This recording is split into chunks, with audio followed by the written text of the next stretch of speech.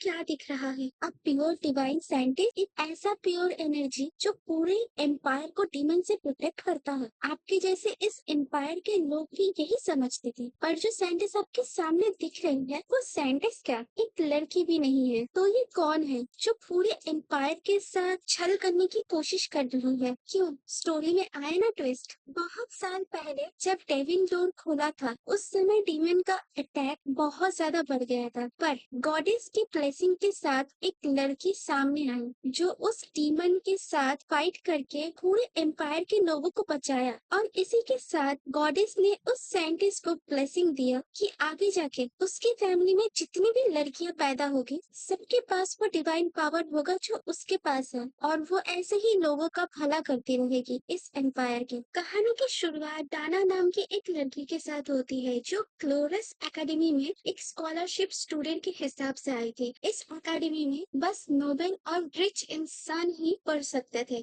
Dana को एक अच्छा नाइट का पोस्ट पाना था जिससे वो पैसे कमा सकती है, और उसका स्कॉलरशिप भी था जो उसे उस पोस्ट तक जाने के लिए हेल्प करता। पर एक कॉमनर होकर नोबेल के साथ उठना बैठना बहुत ज्यादा मुश्किल था, और यही चीज उसे फेस करनी पड़ती है अपने फर्स्ट डे ही, जहाँ पे उसे रहने के लिए रूम नहीं मिलता है। पर डाना फिर से अपने विलेज जाने से मना कर देती है, और यहीं पे उसके साथ मुलाकात होती है फेक साइंटिस्ट की। क्योंकि डाना एक स्कॉलरशिप लड़की थी, इसलिए वो फेक साइंटिस्ट उसे ये ऑफर करती है कि तुम मेरे साथ रहो जब तक तुम्हारा रूम ठीक से बन नहीं जाता। डाना के पास कोई ऑप्शन नहीं था, तो डाना उसकी बात मान लेती है, और इस एम्पायर में साइंटिस्ट को बहुत ही ऊंचा पोस्ट दिया गया है, एम्पीरियर से भी ऊंचा, जिसकी वजह से साइंटिस्ट की बात कोई मना नहीं करता था इस एम्पायर में। मैं रूम तक जाते हुए साइंटिस्ट डाना से बात करने की कोशिश करती है, जहाँ पे साइंटिस्ट डायरेक्टली ये पूछती है कि तुम्हें बहुत मुश्किल हुआ होगा ना यहाँ तक पहुँचने के लिए, बट डाना सिंपल रिप्लाई देती है कि नहीं, मैं एक कॉमनर हूँ, इसलिए मैं अपने फ्यूचर में क्या बनूंगी वो बस मेरे हाथ में लिखा है। नोबेल के जैसे नहीं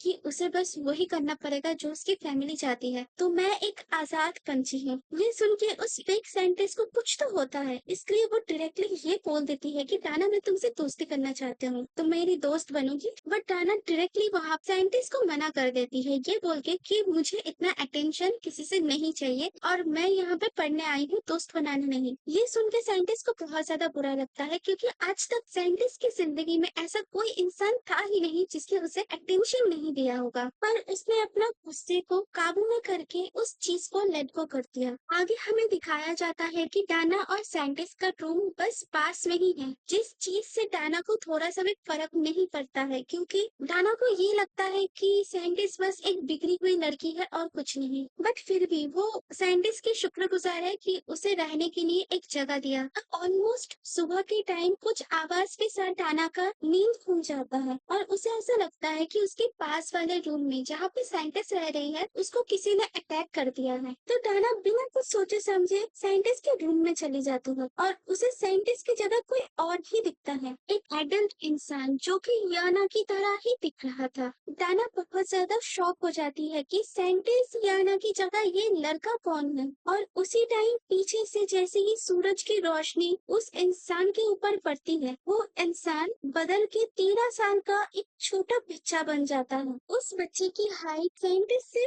बिल्कुल मेल खा रही थी, और पीछे साइंटिस्ट का विग भी दिख रहा था। ये देख के डाना के दिमाग में बस एक चीज आता है कि क्रॉस जेंडर मैन, ये बोल के वो वहाँ से जितनी जल्दी हो सके भाग जाती है। एकेडमी की शुरुआत में ही डाना के दिमाग में बस उस क्रॉस जेंडर मैन के बारे में ही थिंकिंग आ रहा था। चाहे वो कितना ही सोच में, उसे ऐसा लग रहा था कि एक प्यारी सी लड़की एक एडल्ट मर्द कैसे बन सकती है। आई मीन ये बहुत ही ज्यादा अजीब नहीं है, पर उसे ये भी पता था कि अगर वो अपना मुंह खोल देती है तो साइंटिस्ट उसे नहीं छोड़ेगी। इतना सोचने के बाद डाना को भूख लग जाती है, इसलिए वो सीधा उस एकेडमी के रेस्टोरेंट पे जाती है, जहाँ पे साइंटिस्ट उसे रोक लेती है और बोलती है कि सुबह मुझे तुमसे कुछ बात करनी थी, पर तुम इतनी जल्दी से भाग गई कि मैंने तुम्हें देखा ही नहीं। तो कहीं अब बात हम दोनों पूरी कर ले। डाना ना बोलने ही वाली थी, बट उसी टाइम पे साइंटिस्ट की जो सर्वेंट है वो और साइंटिस्ट दोनों डाना को किडनैप करके वहाँ से भाग जाती है, और एकेडमी के पीछे वाले जंगल में उसे लेके जाते हैं। अब साइंटिस्ट अपना रियल फेस डाना के सामने दिखाते हुए ये बोलते हैं कि तुम्हें पता है ना कि मैं एक लड़का हूँ। डाना अपना मुंह बंद रखती है और यही चीज देख के साइंटिस्ट और उसकी सर्वेंट मिलके दोनों डाना को थ्रेट करने लग जाते हैं। जहाँ पे फिर भी डाना का कोई रिएक्शन नहीं देख के साइंटिस्ट से ये बोलती है कि देखो, मुझे क्रॉस ड्रेसिंग पहनने में कोई इंटरेस्ट नहीं है। मैं बस साइंटिस्ट की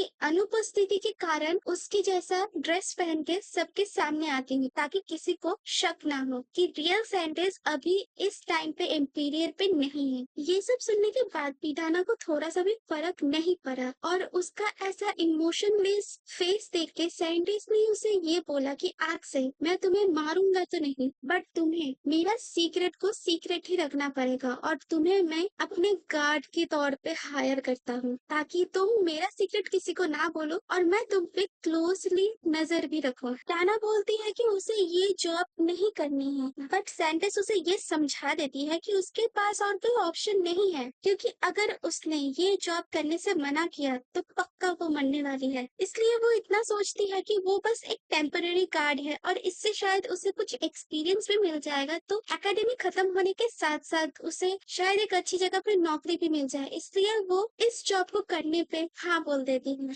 बट उसी टाइम रात को उसे ये पता चलता है कि जो साइंटिस्ट है वो अब से उसके ही रूम में उसके साथ रहेगी, और इसलिए क्योंकि साइंटिस्ट को डाना पे बिल्कुल भरोसा नहीं है कि क्या पता कब मेरा सीक्रेट वो किसी और को बोल दे। डाना साइंटिस्ट के अंदर एक चीज तो बहुत अच्छे से नोटिस करती है, और वो ये है कि साइंटिस्ट खुद को बहुत ज्यादा सुंदर और बहुत ज्यादा क्यूट समझती है कि उसका जादू सारा एम्पायर पे चलता है तो हर किसी इंसान पे भी चलेगा। अब साइंटिस्ट तो उसके रूम से जाने से रही, इसलिए डाना के पास और कोई ऑप्शन नहीं था, तो वो वहीं पे अपना ड्रेस चेंज करने लग गया। ये देख के साइंटिस्ट को बहुत ज्यादा शर्म फील हुआ और वो अपने ही रूम में भाग गई, ये बोल के कि तुम बेशरम लड़की, तुम्हें कोई शर्म नहीं है, एक पराये मर्द के सामने अपना कपड़ा चेंज कर रही हो। दूसरी तरफ साइंटिस्ट का जो सर्वेंट है वो साइंटिस्ट से ये पूछती है कि आप चाहे तो उसे मार भी सकते थे, तो आपने उसे पर्सनल बॉडीगार्ड के हिसाब से क्यों रख लिया। फेक साइंटिस्ट बस इतना बोलती है कि जब तक रियल साइंटिस्ट वापस से नहीं आ जाती तब तक एक पर्सनल बॉडीगार्ड रखना बस एक नॉर्मल सी बात है, और हमें एक स्कॉलरशिप स्टूडेंट को मानना नहीं चाहिए जबकि उसके पास सच में बहुत अच्छा टैलेंट है। बस हमें इतना फॉलो करना है कि वो हमारा सीक्रेट किसी और को ना बताए, ठीक है। और कहीं ना कहीं उस फेक साइंटिस्ट को इसलिए भी गुस्सा आ रहा था क्योंकि हर कोई इस एम्पायर में उससे प्यार कर बैठता है उसे बस देख के,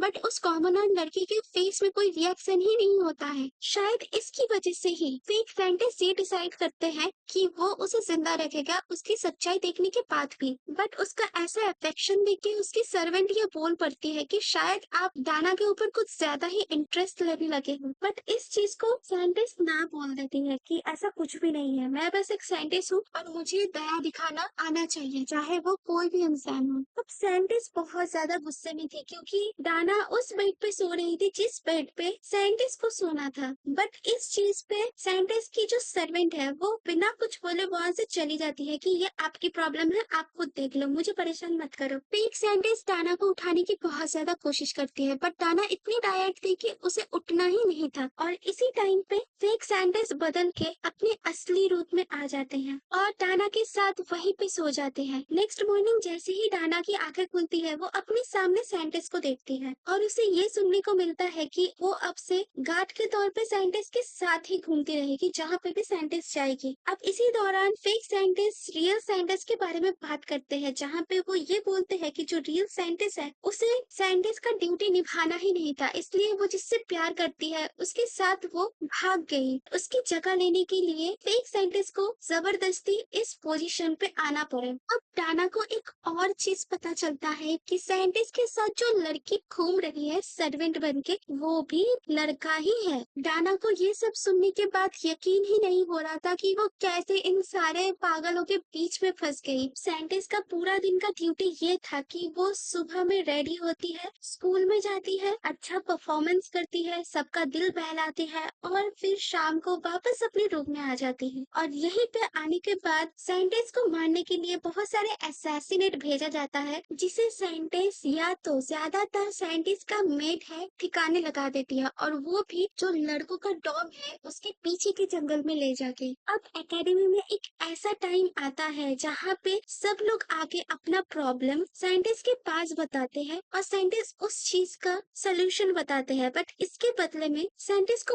बहुत ज्यादा डोनेशन मिलता है और ये डोनेशन कोई नॉर्मल और छोटी डोनेशन नहीं है। पैसों के बदले में थोड़ा सा एडवाइस देना ये बहुत ही अच्छा बिजनेस है, ये डाना सोचती है। और इसी कन्फेशन में एक और बंदा आता है जो कि कुछ ज्यादा ही अजीब था। उस इंसान का ये कहना था कि वो सोशलाइज होना चाहता है बट उसके अंदर बहुत डर है, इसलिए वो सोशलाइज हो ही नहीं पाता। और इस इंसान का नाम है बरीटो, जिसका जेंडर और कास्ट दोनों ही अननोन है, किसी को पता नहीं कि ये एक्चुअली में इस एकेडमी में पढ़ता भी है। अब बरीटो बहुत ज्यादा बैगिंग करता है इस चीज को लेके कि उसे भी कुछ ऐसा बना दो जिससे सभी लोग आके उसके साथ दोस्ती करें, क्योंकि आज तक उसने कभी एक सिंगल दोस्त भी नहीं बनाया है। साइंटिस्ट उसे हेल्प करने के लिए मान जाती है और टाना को इस चीज का जिम्मेदारी देती है कि तुम बरीटो को सोशलाइज करने के लिए जिम्मेदार रहोगी, तो ये काम तुम्हारा है। बरीटो बहुत ज्यादा खुश हो जाता है ये सुन के, क्योंकि बरीटो जानता था कि डाना एक स्कॉलरशिप स्टूडेंट है और उसके अंदर बहुत ज्यादा करेज है। तो वो डाना से भी मदद मांगता है कि प्लीज मेरी मदद कर दो ताकि मैं भी सोशलाइज हो सकूं और मुझे भी दोस्त बनाने का मौका मिल सके। अब डाना को ये चीज करना तो नहीं था, बट जैसे ही साइंटिस्ट ने उसे बोला है तो उसे ये काम करना ही पड़ा। और जैसे ही डाना बरीटो के बारे में पूछने लगती है, उसे ये पता चलता है कि बरीटो काला जादू में बहुत ज्यादा बिलीव करता है। काला जादू के अलावा उसके पास और ऐसा कुछ भी नहीं था कि वो अच्छे से कर पाए। अब बरीटो बहुत ज्यादा डिप्रेस हो जाता है ये सोच के कि मेरे अंदर कोई टैलेंट है ही नहीं, तो मैं सोशलाइज कैसे बनूं। बट साइंटिस्ट बीच में आती है और बोलती है बरीटो का न्यू मेकओवर करना पड़ेगा ताकि बरीटो में कॉन्फिडेंट आए। और ये काम कोई और नहीं, साइंटिस्ट के पास बाकी बचे जो सर्वेंट है वो करते हैं। एंड बहुत मेहनत के बाद जैसे ही बरीटो अपना न्यू मेकओवर लुक लेके सबके सामने आता है, सभी लोग बस शॉक में रह जाता है, क्योंकि बरीटो सच में बहुत ज्यादा हैंडसम था। बरीटो का ऐसा मेकओवर देख के सबसे ज्यादा शॉक में बस डाना ही थी। साइंटिस्ट को ये बात बिल्कुल नहीं अच्छी लगती कि डाना बस बरीटो को घूर रही है। अब साइंटिस्ट का ये कहना था कि तुम्हें लोगों से बात करना सीखना आना चाहिए, तो वो ट्रेनिंग मैं दूंगा। अब ऐसे ही साइंटिस्ट बरीटो को ट्रेनिंग देना शुरू कर देती है। 1 आवर सोशल ट्रेनिंग के बाद बरीटो जैसा था वैसा ही रहता है, कोई इम्प्रूवमेंट नहीं होता है। और फिलहाल के लिए साइंटिस्ट उसे डिसमिस कर देती है ये बोल के कि अब उसे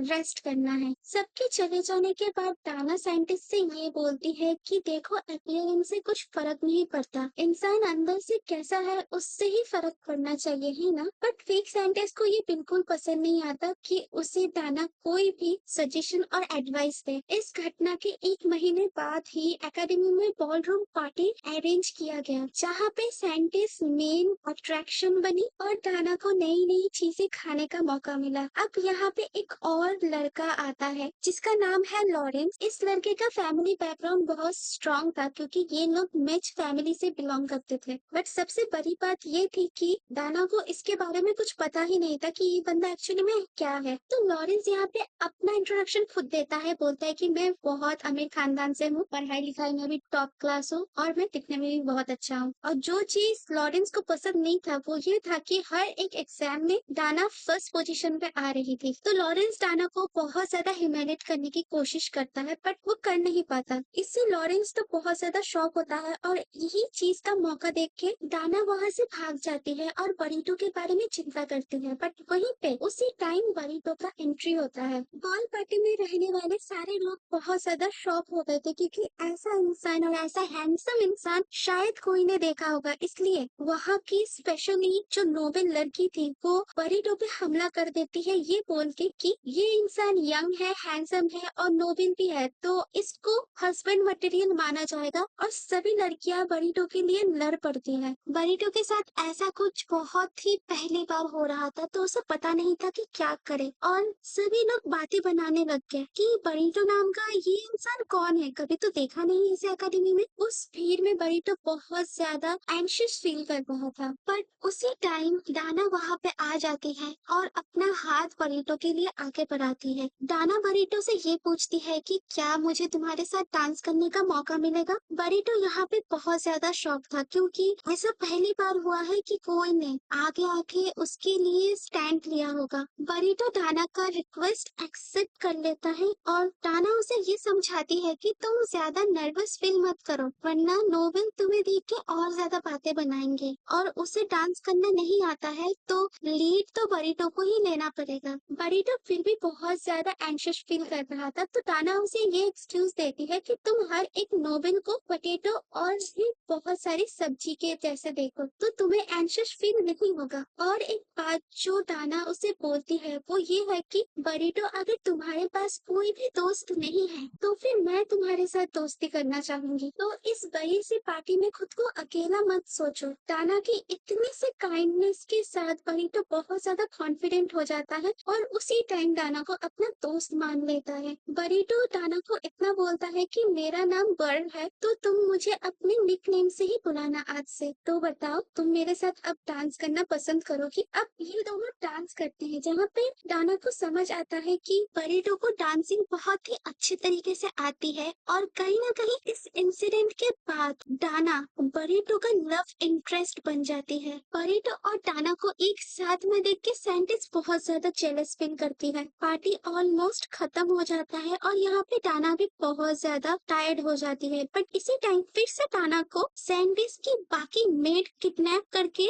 एक रूम में लेके चली जाती है जहाँ पे उसे बहुत ही अच्छी तरीके से मेकओवर किया जाता है। और डाना को ले जाके एक हॉल के साइड में खड़ा करके वो बाकी के मेड वहाँ से भाग जाते हैं। अब डाना के सामने जो था वो कोई और नहीं, फेक साइंटिस्ट था जो कि अपने मेल वर्जन पे खड़ा था वहाँ पे। और ये सब किडनैपिंग और ड्रेसिंग का प्लान किसी और का नहीं, इस फेक साइंटिस्ट का ही था। अब फेक साइंटिस्ट ये बहाना देती है कि वो डाना को बहुत अच्छे मूड में डांस करते हुए देखती है पार्टी में, इसलिए डाना को एक मौका दिया जाएगा कि वो साइंटिस्ट के साथ डांस करे। इससे डाना बिल्कुल भी खुश नहीं थी क्योंकि पहली बात उसका स्टेमिना लो था, दूसरी बात उसको कल अकेडमी में फिर से जाना था, उसकी पढ़ाई थी, तो वो बिल्कुल भी राजी नहीं थी जबकि उसे किडनैप किया गया था। बट एटलीस्ट फाइनली डाना मान जाती है और फेक साइंटिस्ट के साथ डांस करने लग जाती है। अब यहाँ पे डाना फेक साइंटिस्ट को एक चीज बोलती है कि तुम्हारा जो फीमेल वर्जन है उससे ज्यादा अच्छा तो तुम तुम्हारे रियल रूप में अच्छे लगते हो। और उसी टाइम वहाँ पे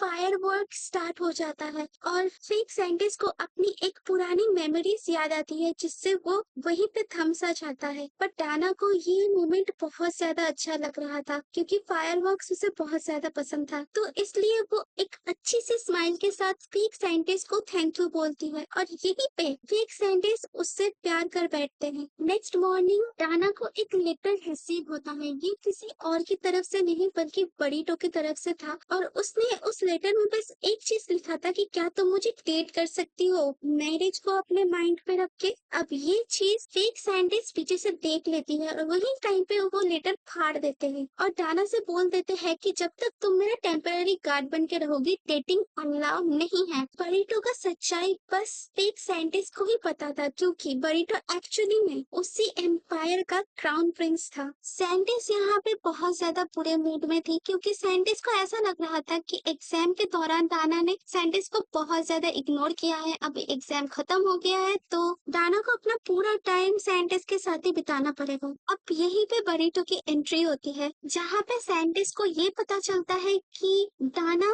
बरीटो को निकनेम से बुला रही है जिससे साइंटिस्ट को बहुत ज्यादा जेलस भी फील होता है। अब बरीटो अपने लेटर के बारे में पूछता है कि क्या तुमने मेरा लेटर पढ़ा है या नहीं। डाना अपने मन की बात कंफर्मेशन के साथ बोलती है कि तुमने अच्छा मजाक किया बट नेक्स्ट टाइम से ऐसा मजाक मत करना। इस चीज से बरीटो बहुत ज्यादा एंशियस फील करने लगता है जहाँ पे डाना उसे फिर से कंफर्ट करती है। तो बरीटो डाना से ये बोलते हैं कि आज से हम बेस्ट बेस्ट बेस्ट फ्रेंड रहेंगे, ठीक है, और हमारे बीच में कोई भी नहीं आएगा, मतलब कोई भी नहीं। अब बरीटो को भगाने के लिए साइंटिस्ट अपना ही एक अलग से चाल चलते हैं जो कामयाब भी होता है। और अब यहाँ पे डाना को भी समझ आता है कि साइंटिस्ट जो हमेशा से चमकदार दिखती है वो पीछे की फ्लैश लाइट से आता था। दूसरी तरफ लॉरेंस डाना को परेशान करने की हर एक चीज ट्राई करता है बट वो उसमें फेल हो जाता है। और एंड में जब वो डाना का लॉकर खोल के एक और प्रैंक करने की कोशिश करता है तो उसे दिखता है कि वहाँ पे काला जादू टाइप का कुछ बना है और उन लोगों के पीछे बरीटो खड़ा है जो कि बहुत ही क्रीपी स्माइल दे रहा था। तो प्रैंकिंग का सारा मिशन लॉरेंस का खत्म हो जाता है। अब एक क्लास के दौरान साइंटिस्ट ये नोटिस कर लेते हैं कि लॉरेंस डाना को परेशान करने की बहुत ज्यादा कोशिश कर रहा है। उसी दिन रात को फेक साइंटिस्ट डाना से ये पूछते हैं कि अगर तुम्हें तुम्हारे एकेडमी में कोई भी बुली कर रहा हो तो मुझे बताना। बट डाना बहुत ज्यादा इनोसेंट थी, उसे समझ ही नहीं आया कि नोबेल लड़के और लड़कियां डाना को बुली कर रहे हैं, तो वो इस चीज को इग्नोर कर देते हैं। यहाँ पे फेक साइंटिस्ट उसे ये बोलते हैं कि मैं तुम्हारी मदद करूंगा, बट डाना उस हेल्प को रिजेक्ट कर देती है, ये बोल के कि ये उसकी जिंदगी है, तो उसे आगे बढ़ने के लिए ये सब कुछ सहना ही पड़ेगा क्योंकि वो एक कॉमनर गर्ल है। नेक्स्ट डे डाना के साथ फिर से लॉरेंस प्रैंक करने की कोशिश करता है, जहाँ पे डाना लॉरेंस को देख के भूल ही जाती है कि वो बंदा है कौन। अब डाना डायरेक्टली लॉरेंस से ये बोलती है कि तुम्हें मुझसे जेलस फील नहीं करना चाहिए। ये सुन के लॉरेंस बहुत ज्यादा गुस्सा हो जाता है और उसी टाइम डाना को डुएल के लिए चैलेंज करता है। डाना इस चैलेंज को मान तो लेती है, बट उसे फाइट करने का कोई भी इंटरेस्ट नहीं था, तो डाना आखिरी वार्निंग देती है कि उसे फाइट नहीं करनी है, बट लॉरेंस को ना मानता हुआ देख के वो डुअल चैलेंज स्टार्ट करती है, जहाँ पे वो लॉरेंस को भी पछाड़ देती है। इस चीज से एकेडमी के बाकी लड़के और लड़कियां लॉरेंस के पीठ पीछे गलत बोलने लग जाता है और लॉरेंस गुस्से में आके डाना के ऊपर अपना मैजिकल पावर से हमला कर देता है। अब यहाँ पे साइंटिस्ट बीच में आ जाती है और डाना को प्रोटेक्ट करती है। अब साइंटिस्ट बहुत ज्यादा गुस्से में थी क्योंकि उसे ऐसा लगता था कि उसके गार्ड के ऊपर हमला करने का मतलब है साइंटिस्ट के ऊपर हमला करना। लॉरेंस यहाँ पे बहुत ज्यादा माफी मांगता है, बट साइंटिस्ट यहाँ पे कोई भी बात नहीं सुनती है और उसे हमेशा के लिए उस एकेडमी को छोड़ने की बात बोलती है, जहाँ पे डाना बीच में आती है और इस सिचुएशन को हैंडल करती है, जहाँ पे साइंटिस्ट बस लॉरेंस को 1 वीक का सस्पेंड देता है और वहाँ से चले जाते हैं। डाना लॉरेंस के पास जाती है और बोलती है कि कोई बात नहीं, तुम्हारा गुस्सा ही था जो तुम्हें मेरे ऊपर हमला करने पे हावी कर दिया होगा, बट तुम जो कोशिश कर रहे हो अभी तक वो बहुत ही काबिले तारीफ है, तो ऐसे ही कोशिश करते रहना और ये सब कुछ जो हम दोनों के बीच में हुआ है वो चीज भूल जाना, ताकि हम दोनों ही आगे बढ़ सके। और यहीं पे लॉरेंस भी डाना के प्यार में पड़ जाता है, क्योंकि इतना बुरा करने के बाद भी डाना उसके साथ बस काइंडली पेश आती है। इसलिए साइंटिस्ट ये सब कुछ देखती है और उसे बहुत ज्यादा गुस्सा आता है, तो वो वहाँ से बिना कुछ बोले चली जाती है। अब ये गुस्सा रात तक भी बना हुआ था, तो डाना उससे पूछती है कि तुम्हारे पास डिवाइन पावर कब से आया, तो वो फेक साइंटिस्ट दिखाता है कि मेरे पास एक डिवाइस है, इससे ही मुझे डिवाइन पावर मिला जो कि मैं एक बार ही यूज कर सकता था, और वो डिवाइन पावर डाना को बचाने के लिए यूज हो चुका है। डाना इससे बहुत ज्यादा घबरा जाती है और पूछती है कि उसे ऐसा नहीं करना चाहिए था। यहाँ पे फेक साइंटिस्ट भी बहुत ज्यादा गुस्सा करता है, उसे ऐसा लगता है कि अगर उसने डाना को बचाया है तो बहुत ज्यादा गलत किया है। अब इन दोनों में फाइट शुरू हो जाते हैं मिसअंडरस्टैंडिंग की वजह से, जहाँ पे डाना फेक साइंटिस्ट से बस इतना पूछती है कि तुम्हें क्या ही फर्क पड़ता है मुझे चोट पहुंचती है या नहीं, क्योंकि मैं तो एक कॉमनर हूँ और बस तुम्हारी टेम्पररी गार्ड हूँ, है ना। इस चीज से फेक साइंटिस्ट को समझ नहीं आता कि वो क्या ही रिप्लाई करेगा और वो उसी टाइम वो रूम छोड़ के बिना कुछ आंसर दे के चला जाता है और खुद में ही सोचता है कि उसने ऐसा क्यों किया, उसे ये करने की कोई जरूरत नहीं थी। उसी रात हमें लॉरेंस को भी दिखाया जाता है जो कि डाना के साथ अपने मैरिज की सपने देखने लग गया था, बट वो खुद एक नोबल था तो वो एक कॉमनर से शादी नहीं कर सकता था, बट उसके दिमाग से डाना निकल ही नहीं रही थी। नेक्स्ट मॉर्निंग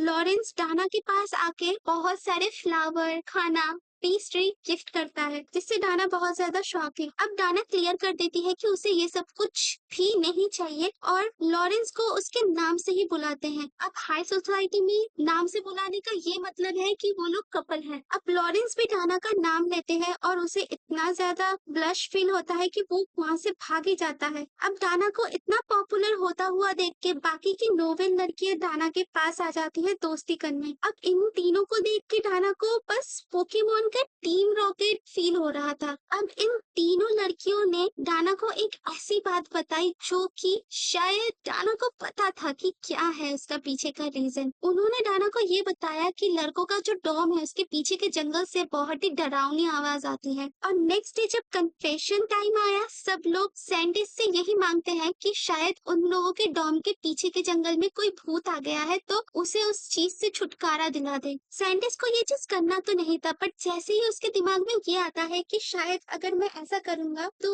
डाना मेरे पास आएगी और डरने का नाटक करेगी, जो कि बहुत क्यूट होगा, और वो ये चीज मान जाता है इसकी वजह से। उसी रात को डाना और फेक साइंटिस्ट जाते हैं उस जंगल में कि किसका आवाज आता है वो देखने के लिए। अब इन दोनों का पीछा लॉरेंस भी कर रहा था और बरीटो भी इसका पीछा कर रहा था, क्योंकि बरीटो और लॉरेंस दोनों ही डाना से कहीं ना कहीं प्यार करने लग गए थे। भूत को ढूंढने के चक्कर में एक एक्सीडेंट होता है जहाँ पे डाना झरने से गिर जाती है और फेक साइंटिस्ट उसे बचाने के चक्कर में उसके साथ साथ उसके पीछे ही जंप कर बैठते हैं। अब ये दोनों बच तो जाते हैं बट इन दोनों की हालत बहुत ज्यादा बुरी थी। डाना को पैर में चोट लगी थी, इसलिए फेक साइंटिस्ट उसे उठाते हैं और एक पास के गुफा में लेके जाते हैं जहाँ पे ये दोनों रेस्ट कर सके। अपना टी शर्ट का कपड़ा फाड़ के वो डाना का फर्स्ट एड भी करते हैं। अब डाना को समझ आता है कि उसने शायद फेक साइंटिस्ट की बात ना सुन के गलती की है, तो वो डायरेक्टली माफी मांगती है और फेक साइंटिस्ट उसे माफ भी कर देता है। जहाँ पे फेक साइंटिस्ट को अब ऐसा लग रहा था कि क्यों हर एक दिन वो बस डाना के बारे में ही ज्यादा सोचता रहता है, उसकी फिक्र उसको सबसे ज्यादा होती है, ऐसा क्यों हो रहा है उसके साथ। ये दोनों ठंड के मारे कांप रहे थे तो दोनों ही पास आके बैठते हैं। डाना को उससे बहुत ज्यादा कंफर्टेबल फील होता है तो वो वहीं पे उसके ऊपर ही सो जाती है। और कुछ टाइम बाद वहाँ पे लॉरेंस और बरीटो दोनों ही आ जाते हैं डाना का पीछा करते करते, जहाँ पे फेक साइंटिस्ट खुद को छुपा लेते हैं। अब यहाँ पे लॉरेंस और बरीटो दोनों को ये पता करना था कि डाना जिसके साथ आई है वो लड़का कौन है। तो लॉरेंस आगे आता है फेक साइंटिस्ट का रियलिटी चेक करने के लिए, बट जैसे ही ऐसा कुछ होता है पीछे से फेक साइंटिस्ट का मेट तीर मार देते हैं लॉरेंस और बरीटो के ऊपर, जिसकी वजह से ये लोग सो तो जाते हैं और उस तीर के मारने से ये लोग 5 आवर पहले की मेमोरीज को भूल जाएंगे। इसके बाद साइंटिस्ट का मेट ये खुलासा करता है कि जो आवाज अब तक सारे लड़कों को या लड़की को सुनाई दे रही थी वो आवाज किसी और की नहीं, असैसिनेट की है जो साइंटिस्ट को मारने के लिए आते थे। और वो मेट सारे असैसिनेट को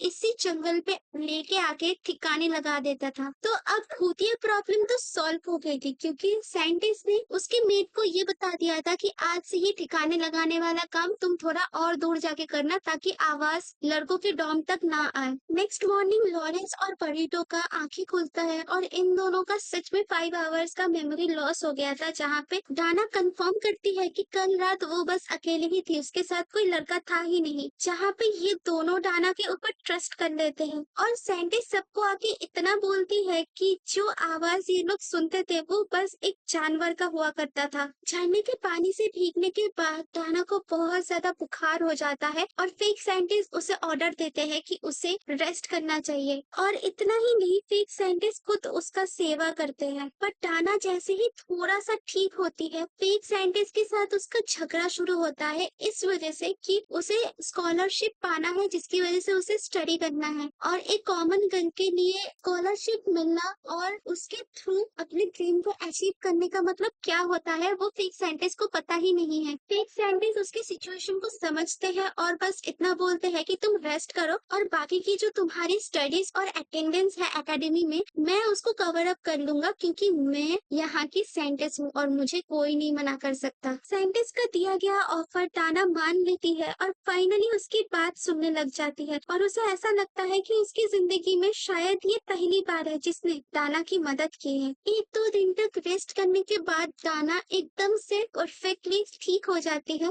और वो फिर से अपना एकेडमी ज्वाइन करती है, जहाँ पे उसे फिर से वो 3 लड़की मिलती है जो कि डाना को ब्लाइंड ग्रुप डेट पे लेके जाना चाहती थी। और ये लोग कैसे भी करके डाना को ग्रुप डेट के लिए मना लेते हैं। दूसरी तरफ साइंटिस्ट को बस इतना पता था कि डाना लड़कियों के साथ घूमने जा रही है, बट जैसे ही साइंटिस्ट का मेट कंफर्म करते हैं कि वो लोग ग्रुप डेट पे गए हैं जहाँ पे एडल्ट लड़के आते हैं और उस ग्रुप डेट पे क्या क्या होता है, साइंटिस्ट बहुत ज्यादा एंशियस हो जाते हैं वो सुन के। ग्रुप डेट पे खाना खा लेने के बाद डाना चुपके से वहाँ से निकलने की कोशिश करती है, बट उससे ये मौका नहीं मिलता क्योंकि वहाँ पे कोई तो होता है जो उसे रोक लेता है और उसके साथ बदतमीजी करने की कोशिश करता है। पर यहीं पे हमारे साइंटिस्ट की एंट्री होती है जो कि फिर से डाना को एक मुश्किल हालात पे पढ़ते पढ़ते बचा लेते हैं और उस लड़के को भगा देते हैं जो डाना के साथ बदतमीजी कर रहा था। साइंटिस्ट को बहुत ज्यादा गुस्सा आ रहा था डाना के ऊपर, इसलिए साइंटिस्ट क्या करते हैं ना, डाना को गोदी में उठा लेते हैं और वहाँ से बाहर की ओर चलने लगते हैं, बट एक्चुअली में कुछ देर जाने के बाद वो वहीं पे रुक जाते हैं क्योंकि डाना बहुत ज्यादा भारी थी और फेक साइंटिस्ट बस 13 ईयर का एक लड़का था। अब यहीं पे डाना बहुत ज्यादा शॉक हो जाती है और उस फेक साइंटिस्ट से ये पूछती है कि एक सेकंड, सच बताना, क्या तुम जेलस फील कर रहे हो क्योंकि मैं किसी और लड़के के साथ